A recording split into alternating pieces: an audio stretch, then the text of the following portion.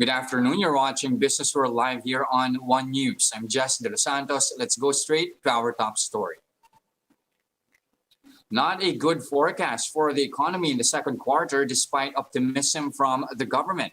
UK-based Pantheon Macroeconomics says GDP may suffer a decline for the sixth consecutive quarter in the April to June period due to prolonged quarantine measures and rising prices of goods and services. The think tank says GDP may slip by 0.6% in the second quarter, noting that families are now running out of savings to spend for their basic needs. Pantheon said the return to stricter measures in the NCR Plus bubble drove workers out of their jobs, leaving them no choice but to use up whatever remains of their savings to get through the lockdown. That's according to the Philippine Star. The economy remained in recession in the first quarter after it contracted by 4.2%. NEDA Secretary Carl Kendrick Chua expressed optimism for the succeeding quarters, saying the present restrictions in place are not as stringent as last year's. BSP Governor Ben Jokno is also hopeful, saying the government's fiscal programs and the continuous vaccine rollout will play major roles in recovery. Even RCBC Chief Economist Mike Ricafort believes the economy will rebound next quarter. Speaking to Business World Live this morning, he says the economy could grow by up to 9% in the second quarter, but he admits that the lockdowns will also weigh in on GDP projections.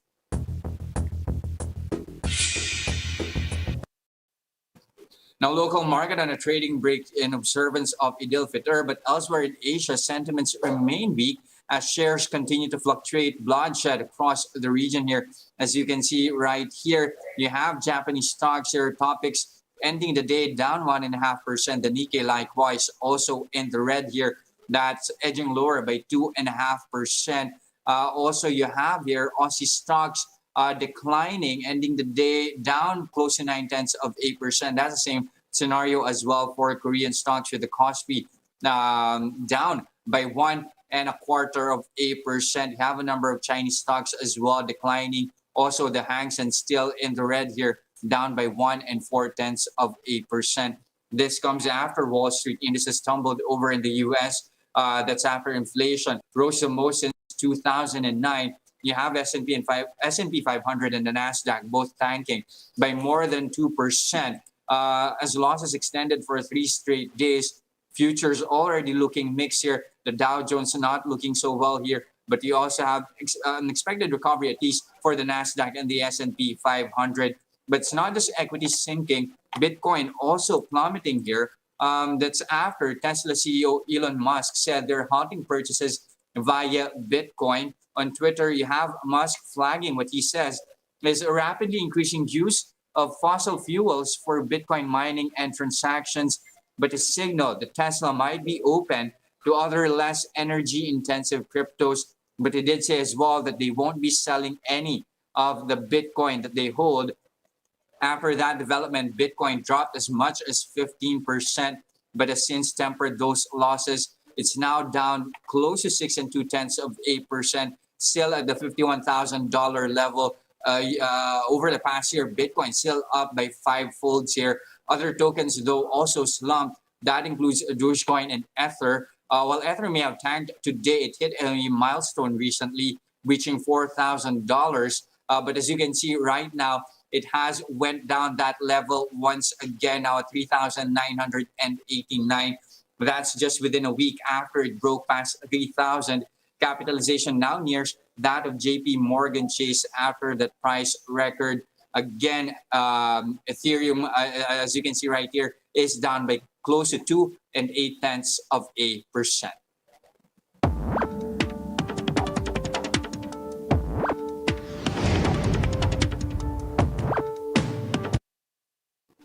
Is a sell-off in Bitcoin and other cryptocurrencies just a one-off, or is this the start of a worrying trend?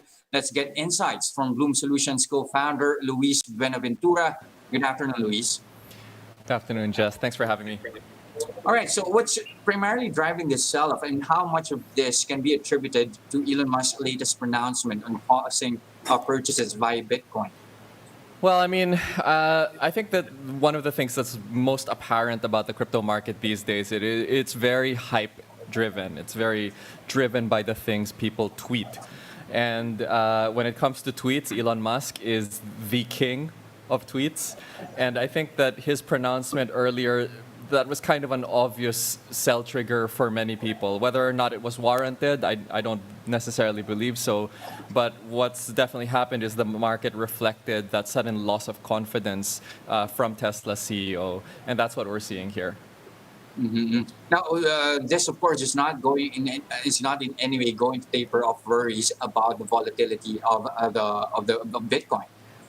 Well, I mean, volatility is, kind of one man's volatility is another man's price discovery, right? And the way that the crypto markets figure out what the correct price for any of these assets are is with the kind of extreme volatility that we've become very used to. So, like in the history of Bitcoin, a 10% drop on any given day is not necessarily something to be extremely worried about. But of course, in absolute numbers, losing about $5,000 off of kind of a $55,000 price is pretty significant.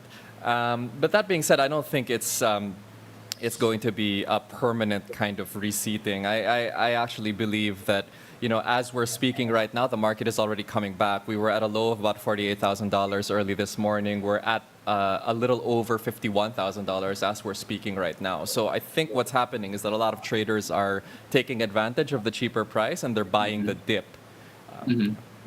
So you don't see this at least leading to a permanent downturn or to a long-term downturn in that?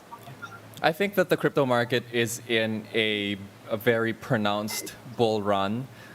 Whether or not it's going to translate in massive gains for Bitcoin still, or whether it's going to be for the other coins like Ethereum, that remains to be seen.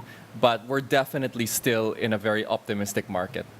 So would you say this is still a good time to go on board, or is this a period now where at least investors have to think twice, or whether they should at least consider jumping ship? I actually am of the opinion that when it comes to a long-term savings asset like Bitcoin, trying to time the market is often not necessary. I think you're trying to save yourself 5 to 6 points on the price, but like the upside on this is many multiples of that. So, trying to save 5 to 6 points is not really going to matter so much when, kind of the ultimate, the positive outcome is something like 500 to 600 fold, right? It does not really matter all that much. Now, given that, where do you see Bitcoin heading, at least for this year? I'm still in that camp that thinks that the Bitcoin run is not over. I think that it will continue to go up, but I think that what is happening, especially over the last couple of weeks, is that some of its thunder is being stolen by other cryptocurrencies. And this is often the case even in previous bull runs that Bitcoin led in 2017 and also in 2014. It's usually the smaller altcoins, the Ethereums, the Dogecoins, the Litecoins. These are the ones that ultimately benefit the most because they have a smaller cap and therefore have a much larger room to grow. Plus, they can kind of hook onto the narrative of being the next Bitcoin, which Bitcoin obviously can't do. So it's easier for them to kind of take advantage of a hype cycle. Okay, interesting thing about Dogecoin. Do you think it's becoming more legitimate now? No, I still don't take it seriously. But it's hard to argue with all of the money that it is being poured into it. I think that one of the things that people don't know about Dogecoin is that the vast majority of Dogecoin is actually held by a very small number of individuals. So, it is hardly a democratizing kind of asset. It's actually by buying into Dogecoin, there is a tendency that you are enriching just a handful of people by doing that. I am still not a fan, but that being said, again, we're in a massive hype cycle, and there are forces that are just outside of our control, apparently. And given that, what should Filipino investors need to take note of before positioning? Well, I mean, it's a crazy market right now, and I would say that the safest way to go about this is to stick with the blue chips, right? And those are the ones that have been around the longest. Bitcoin is obviously going to be a safe investment. Ethereum is going to be a safe investment. relatively speaking, of course.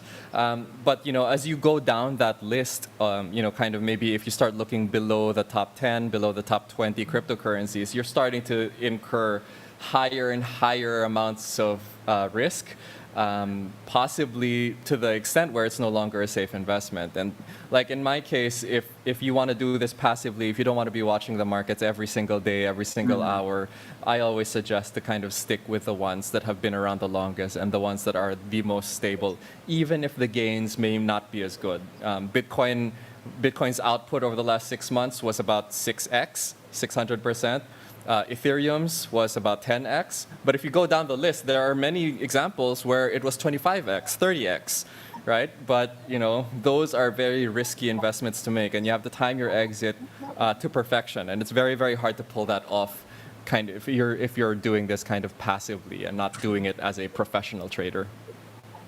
Lastly, now, what trends are you seeing here for Bitcoin? What should we expecting at least for the remainder of the year? Well, I mean, the trend with Bitcoin is the same. No? The institutional support of it, of which Tesla was supposed to be the flagship, the flag bearer, but kind of they sort of backtracked on that position. What we're seeing is a lot more institutional support, right? So these are big corporations who are converting large portions of their balance sheets into Bitcoin. And that, I don't think that is going to change. I think those gears were already set in motion as of middle of last year. And it's only the announcements that we're seeing now. So I think that will continue. And it will not just be big corporations like Tesla that are very visible. It'll be corporations for all over the world, South America, Europe, kind of the areas that have been relatively quiet until this point. And so I think that is definitely going to continue. Whether or not it will reflect in kind of, $100,000 Bitcoin price, that still remains to be seen. And certainly there are other dangers involved when most of your key holders are now massive corporations, right? Because they also have their own strategies that they want to kind of execute on. All right, so a continued institutional support for Bitcoin. Thank you very much for your time and your insights this afternoon. Bloom Solutions co-founder Luis Buenaventura. Thank you, Luis. Thanks, Jess.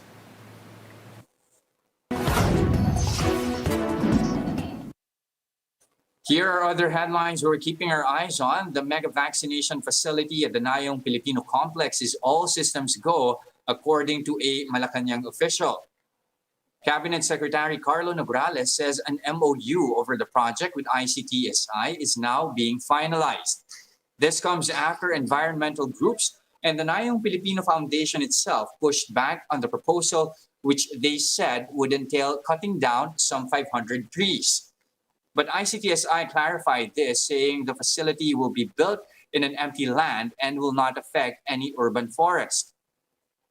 Nograles says a partnership with the Razon company is only one of many initiatives with the private sector in putting up inoculation sites in the country. The Nayong Pilipino vaccination facility is expected to accommodate the inoculation of up to 10,000 people per day.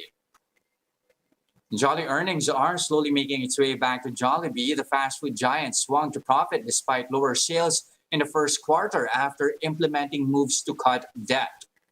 Jollibee logged 153 million pesos in net income in the first 3 months, bouncing from its 1.7 billion peso loss in the same period last year. That's despite revenue falling 12% to 35 billion pesos due to impact from pandemic restrictions. Jollibee also reversed its operating income loss from last year to 1.5 billion pesos in the first quarter. The company closed over 400 non-profitable stores worldwide and implemented selling price adjustments in the fourth quarter of last year to save costs. Jollibee is also planning to issue preferred shares and buy back up to $250 million of its US dollar perpetual bonds through a cash tender offer within the year. And those are the biggest stories this trading day, or this day, May 13, 2021. Catch Businessworld live again tomorrow at 9:30 a.m. for the market open and 3:15 p.m. for the market close. I'm Jes Delos Santos. We are One News. Mask on, wash hands, and stay safe, Philippines.